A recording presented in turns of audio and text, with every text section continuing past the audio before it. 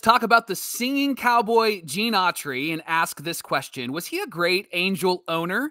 And how much will the Angels actually sell for? Plus, how fast can this sale actually go through?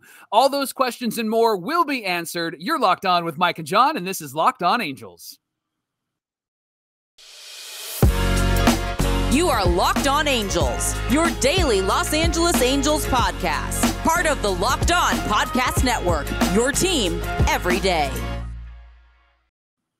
And thanks for making Locked On Angels your first listen of the day. We're free and available wherever you get your podcast. Would you give us a rate and a review? It actually helps people to find the pod, and we need each other in the dog days of September. And you can give us a rate or a review on Apple Podcasts and Spotify, thanks to those that have. And if you're watching on YouTube, you can subscribe and click the bell to be notified every time a brand new episode drops.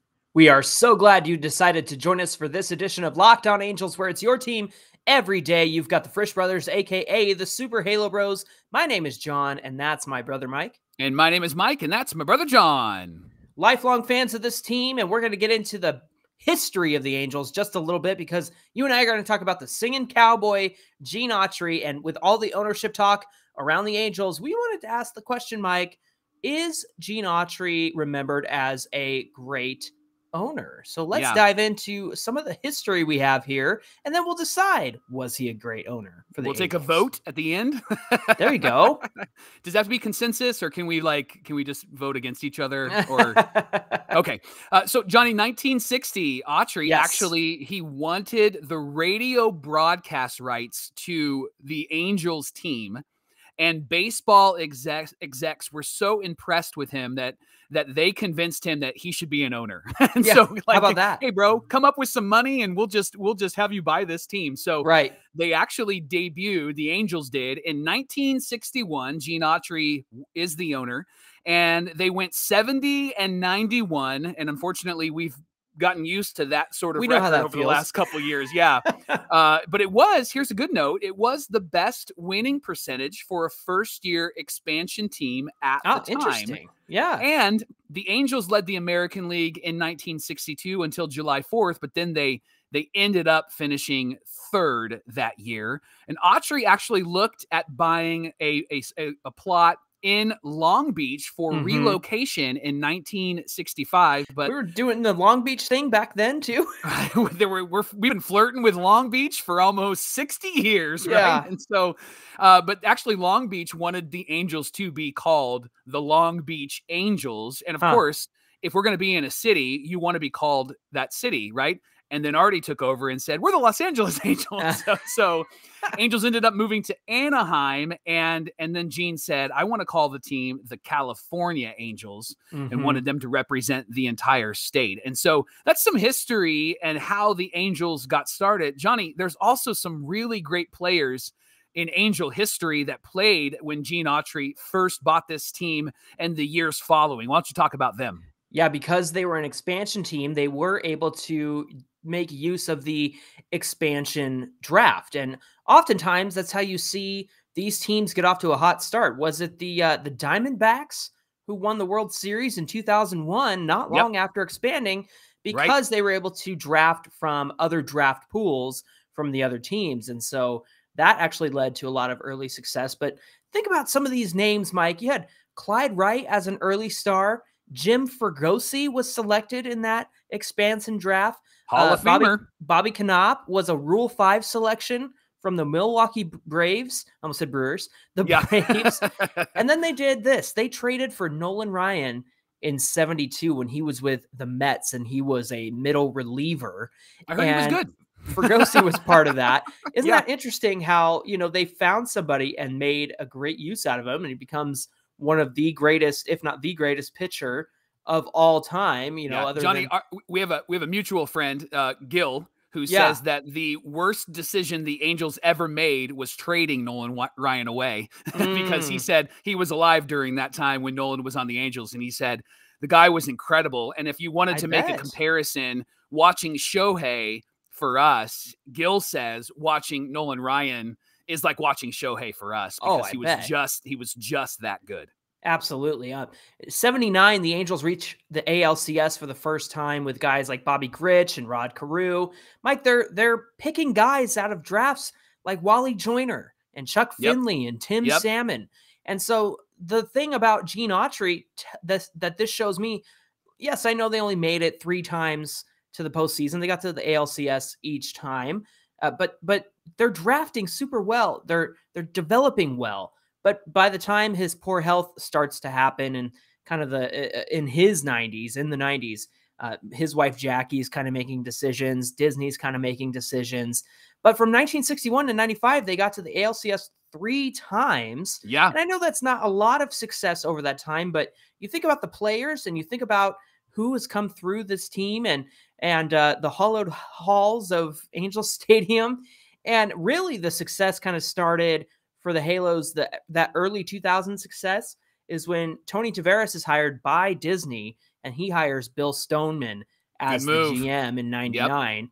And that seems to have brought in a lot of success for Artie's early years. So to me, I think Gene Autry was a good owner because you see him doing the things that we haven't seen in the last 10 years. That's letting his baseball guys make baseball decisions, letting the scouts draft and develop and find good players. And even though we didn't have a World Series over his tenure, I still think that the more the owner keeps his nose out of baseball operations, unless he really loves baseball and is dedicated to it, he let his guys make decisions. And I know things got a little hairy as he got older and wasn't in great health and everything. In fact, they even tried to say that the curse of the cowboy in the 90s. Do you remember that? And I do remember that. Yep. And people have rejected that idea because it's like, no, stupid. Yeah. It's not the same. Yeah. So all that to say, look, I know Artie had a lot of success in the early 2000s, and then we also won the AL West in 2014. But I think a lot of that speaks to how well Bill Stoneman did when he became the GM in 99, again, during those Disney years. But even before that, with all of the players that I mentioned earlier that have come through the Angels, and then trading for the right people and getting Rod Carew and Nolan Ryan, I just think that he made for a great owner. And I love how dedicated he was to the area. There was a lot of people who wanted the Angels to move. There were a lot of people that wanted them to change from Los Angeles Angels because they were here. They were in Los Angeles. And a big part of not going to Long Beach was that they were wanting to be the Long Beach Angels and change the name from Los Angeles. And so it made sense to do California in Anaheim. So to me, I think Autry, was a great owner, and I think he left a great legacy and a great example for what ownership could look like next time we have a new owner. Yeah, I think he's a great owner as well, and all of those points are well taken. I think the thing that really sells me, though, is that Gene Autry was a fan, and he was rooting for this team. Yeah. And even his wife, Jackie, she was a fan. I remember during the 0-2 run, they brought her back in, and she was at every game, and you could see her so pumped and so excited. And that's the thing that I think really helps the Dodgers win is those guys are fans of the team. They're invested. And Cohen out in New York with the Mets, he's invested. He's a fan of the team. He's on podcasts and he's on shows, right? And Gene Autry was like the epitome of that. Plus people knew him and he was singing Cowboy. He was so beloved. And so that's why I think he was a really great owner. And he did set the table for a really successful team, and he tried his best to get to the World Series. And you can see that, like, gosh, after 18 years after their existence, they finally made it to the postseason and made it to the ALCS, right? Like, that's a great track record. And now you're seeing that sped up. And I think that Gene Autry really helped set the standard there. I agree. And it really shows that the ability to get good players and draft well, like that's the core of any good team. And so you remember all these names from over the years, and they're Angel players that came up through our system and made a lasting impact on the Angels forever. Well, coming up on Locked On Angels, how much time will the sale of the Angels actually take? That's a really great question. We've got some answers, but first, Locked On Angels is brought to you by Built Bar. Have you tried the new cookie dough chunk puff yet? They are delicious. They are light and they have a chewy texture with real cookie dough chunks right on top, covered in 100% chocolate. all of the joys of eating cookie dough without the hassle of making it. Plus, it's healthy for you. Each puff is only 160 calories. They have a whopping 16 grams of protein in them. They're going to fill you up. Go to Built.com, grab a box for you and for the family today. It's the perfect treat. Or if you can find a really great hiding spot, you can hoard them all to yourself. That's speaking directly to me there. All Built bars and puffs are made with collagen protein, which your body absorbs more efficiently. It's good for you, provides a ton of health benefits. You can eat something that tastes good and is good for you. You're going to love this new puff, this cookie dough chunk puff, whether you need a snack for after a workout or a late night treat, or just want to grab a quick bite. This puff that Built has made is so good, and it's perfect for you. Tastes really great. And then you can ditch the candy bar. You can ditch the calories, the fat, and the sugar, and grab yourself a Built bar. So go to Built.com right now. Use our promo code LOCKEDON15. You'll get 15% off your order thanks to the boys at Locked On Angels. Again, go to Built.com. Use the promo code LOCKEDON15 and get the cookie dough chunk puff today. We want to thank you for making Locked On Angels your first listen of the day. Mike, there's a lot of questions around the sale of this team, and you and I want to cover two of the big ones today, starting with how much are the Angels going to sell for? How much are they going to cost the money. The next owner? Forbes estimates that the Angels' value is about $2.2 billion. The purchase price could be whatever the buyer is willing to pay. Look, they estimated the Dodgers at $800 million when McCourt was selling them, and that was 10 years ago. Mark Walter and company won the auction at $2.15 billion. That's more than $1 billion over the asking price, which is crazy, which is I could easily see happening with this team. The record sale for a team is, of course, $2.4 billion paid by Steve Cohen to buy the New York Mets in 2020. He was already part of the ownership group and he got the majority share. But now here's the key. The scarcity of sports teams, especially in major markets like Los Angeles and Southern California, one of only two teams in the LA market that's in baseball. That actually kind of bumps up the price a little bit. And then, of course, you can get the team and the stadium if you get that from Anaheim, and you can build around Angel Stadium and get yourself like a Petco Park kind of experience. I don't know if which is a whole lot of fun. Yeah, it's super fun because you're right there in Gaslamp and there's so many things to do around there. So that would also seem to factor into the final sale of this team. And that would actually, if you consider all of that, we could probably see the price of this team go way above $2.4 billion, considering they're already at 2.2, and that would be a new MLB record. Right. I've heard $3 billion from some estimates from some people. Reasonable. Yeah, and so if that means that if the Angels are $3 billion, can you imagine what like the Yankees or the Dodgers would cost if they ever sold? I mean, these teams are just making a ton of money, and they're so profitable. And you got to think about the money to be made down the road. I mean, already took this team from 184 million to 2.2 billion. Like, you could double the cost, maybe even triple the price of this team in the next 20 or 30 years if you're that next owner and you know how to market well. And perhaps if you get them more World Series wins, we might see some of that too. So profit goes up. The profit goes up. So you really have to think about the money to be made if you're going to be an owner interested in this team. Yeah. So a couple takeaways. First of all, a great investment is a Major League Baseball team. So if you'd like to donate to the Locked On Angels Super Halo Brothers Fund, we'd be happy to do that. But Mike, I thought all the owners were poor. I thought they weren't making it. I thought it was hard to run a team, according to Rob Manfred.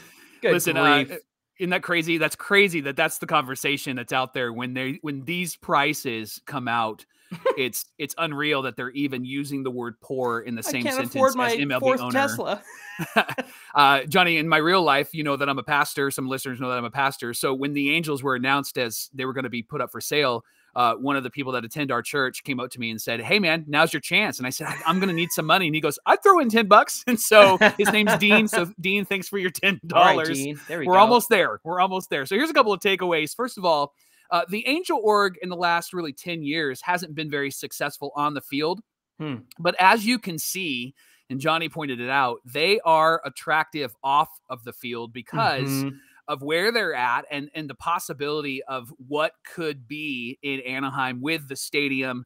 And honestly, if this team wins next year, all of what we've talked about in the last few years will be easily washed away because isn't it true in sports? What have you done for me lately? Yeah, That's no what kidding. actually wins over people. And so that's the first takeaway. Second takeaway is there is so much that can happen in Anaheim.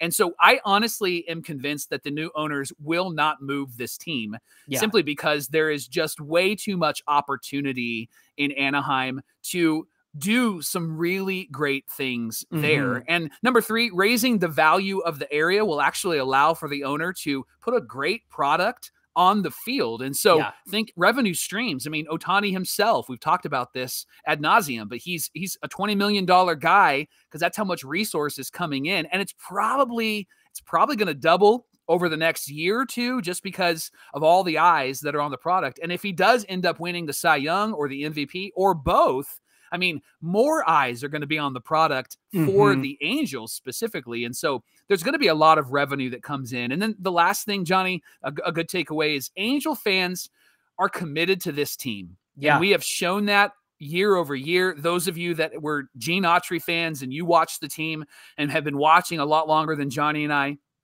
to those fans that are brand new, like, we are committed to this team because we love Trout, we love Ohtani, we love our young guys, and we're not going anywhere. We might say some things out of the frustrations that are deep within our souls, but we really love this team, and we are fans no matter what. I remember our buddy Andrew, who was on the show not too long ago, tweeted out during the losing streak, okay, who's still here, right? Because we wanted to find out what Angel fans are still with us. And so I think that the valuation of the Angels is probably going to be, they're going to get purchased maybe at like 2.5, maybe $3 billion. But there is so much benefit to somebody buying this team and developing in Anaheim that I think that we're going to see a great product, not just off the field, but on the field with whoever the new owner might be. Yeah, and somebody brought up a good question about who the ownership group might be, and they mentioned, I believe it was a voicemail. Esteban out of Arizona asked about the Anaheim Ducks owners being part of that as well, because they've had such a great connection with the Angels, and previously, you know, Disney had a stake in the Ducks too, so there's a connection there as well. So that would be an interesting option. But man, I'm thinking about these numbers again. Dodgers at $800 million in 2012, they sold for almost 3 times as much. If you think about $2.15 billion, unreal. Gosh, I think this, honestly, Mike, I think this price could go up over 3. Now that I'm thinking about it, even though, again, it's not attractive in the sense that the Angels have not been winning. But I keep saying it: the money you would leave on the table for the future if you don't buy this team now is just unfathomable. I honestly think that this could be a huge franchise of the future. And if the right guy comes along, a group or whoever it may be that wants to put winning product on the field, you can only see that price tag go up, especially when you're ready to get your return on the investment and sell or even just have the constant revenue of this team. Like, you're going to make money hand over fist the way Artie Moreno's been doing with a losing team. So really, there's a lot of opportunity here for our Halos.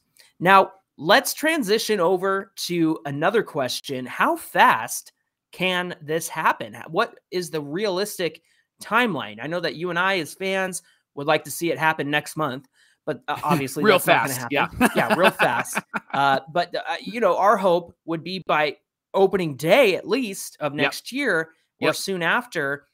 Honestly, I wish it could be the off season, because we want to be able to make the moves that we want to make under new ownership. But I just don't think it's a realistic timeline. But what are your thoughts on the timeline? Do we have some history that kind of shows how long it might take? What do you think? Well, history can give us sort of an indication as to how fast this could move. So when the Angels were sold to Artie, Disney hired an investment banker, and actually, John, it's the same one that Artie's using right now. Yeah. And so this guy knows, like, he knows the finances, he knows what they want to do. And Artie actually started the whole process in September of 2002. The sale of the Angels was finalized in May of 2003, John. Okay. So that's quick, right? And here's the good news. Artie was already involved in what they needed to be involved in before the Angels even won the World Series that year. And so he was already invested. He was already involved. Now, the only drawback is that there wasn't any big moves made in the offseason moving into 2003. But part of the reason why they didn't do that was because Bill Stoneman said he wanted these guys to run it back. And he wanted these guys to try to do it again. Well, obviously 2003 didn't end up being a great year for us. We lost Brad Fulmer, the DH. He blew his knee out, and it wasn't the same season. And they really didn't add to the roster in a way that would help them to repeat. And you know, you're playing a ton of games. The guys were exhausted. And so it wasn't a shock that the Angels didn't finish very high that season. But then 2004 came, and what happened in 2004? Vladdy Daddy was signed, baby. Right? Like, yeah, we were excited about that. So Artie made some moves right off the bat. So I like that small window of September to May. And so there's potential for it to move really quickly. But Johnny, what would complicate this? Well, right now we have the Nationals who are already on the market. They are looking to sell. The Nationals owner, the family that owns the Baltimore Orioles, who's trying to save time. They're in litigation that could lead to the sale of the team. You know, gotta have a bit. And then the other thing is Major League Baseball controls how much financial information potential buyers can see and when they can see it. And so they have this approval process for multiple buyers, multiple teams for sale. And that could really end up causing a delay here when it comes to the sale of this team. And finally, it's got to be approved by the MLB owners. They all have to have a consensus on it. And so that's going to have to be, and that's going to be an interesting wrinkle to this whole thing. My only hope is I feel like the wheels began turning before we got this announcement from Artie Moreno and his group, obviously. And so perhaps a lot of the legwork that's been done is already in motion. Like you said, the investment banking group that helped with the transition before is helping once more. Mike, I think the biggest thing on all of our minds as Angel fans is what's going to happen in this offseason. If the sale happens, if it doesn't happen, can we go into 2023 with a winning strategy, and can Perry Manassian have the freedom to do his thing come the offseason?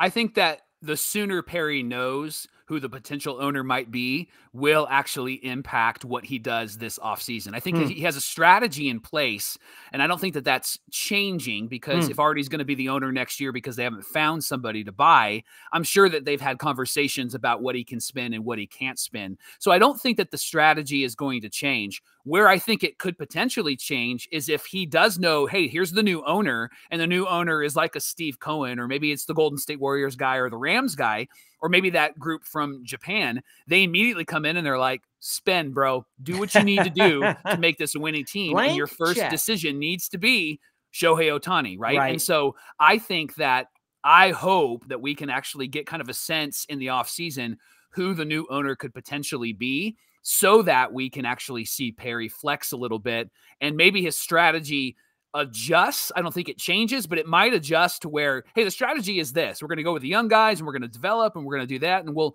kind of fit the pieces together. But if with a new owner and deep pockets, maybe fitting the pieces together is not going and getting, hey, this guy who's kind of on the tail end, like a Matt Duffy, and then instead going, no, we can get Trey Turner, or we can get Dansby Swanson. We can get these guys and we can piece them in and we can actually try to win in this next season. And so I think the strategy's in place. I just think it depends on who's actually communicating with Perry at the time, what sort of bank is communicating with Perry at the time, if it's Artie's bank or if it's somebody else's bank. But I think they're going to try to win. I think they're going to try to do as much as they can this offseason to surround Shohei with a really great team so that the Angels are competitive in 2023. All right, two more thoughts from me. Number one is, what's to stop Artie Moreno from spending like a crazy person and then the next owner foots the bill? Is that a possibility? Is that something that can happen? I'm sure he's going to make his money back, right? I know that's been suggested, and I'm sure there's probably some grounds around that. But I mean, what's to stop him from doing that? The second thing I think is this: that's good. You're Artie Moreno. You're 76 years old. You're selling this team, and it's your last year possibly in terms of having a full season, if the sale takes a while, I'd want to win. I'd want to go for it, dude. Like, this is the time to go for it. You can get that bad taste out of your mouth, Artie. You can get the fans back on your side. Everyone would love you, Artie. Oh, Artie. Man, Perry, communicate this message. I'm talking right to you, Perry. I'm going to look at the camera. I'm talking right to you. Tell Artie that if he can help us win the World Series, all is forgiven. And tell him to give you a blank check to do whatever you want this offseason so that we can win. You know what? I'll be happy with the playoffs. I'll be fine with playoffs. Absolutely. Amen. Well, thanks for making Locked On Angels your first listen every day. Now, go make your second listen, the Ultimate Pro Football Preview Show. It's an 8-episode extravaganza to get you ready for the NFL season. Local experts from the Locked On Podcast Network, plus Lee Sterling from Locked On Bets, all combining into one ultimate NFL preview. So search Ultimate Pro Football Preview 2022 on the Odyssey app, YouTube, or wherever you get your podcasts. Hey, be sure to give us a follow at Locked On Angels on Twitter, and of course, at Super Halo Bros on Twitter and Instagram. We'll have a recap for you of tonight's game and tomorrow's game, so that way we're all caught up on the Tigers series. But Mike, what else do we have on deck for tomorrow's show? Joe Madden's talking again, Johnny, running his mouth. Got some interesting things to say, so we're going to talk about that. He had some things to say about analytics, and he actually talked about Perry Manassian, so we'll share all of that tomorrow on Locked On Angels. He put on such a good front while he was here, and now all bets are off. Talkie. Yeah. Now he's letting the expletives fly. That's right. Son of a bang, son of a boom. All right, so we'll see you here tomorrow for more Locked On Angels. Until then, my name is John, and that's my brother Mike. And my name is Mike, and that's my brother John. And we look forward to you joining us again tomorrow, and we'll see you then.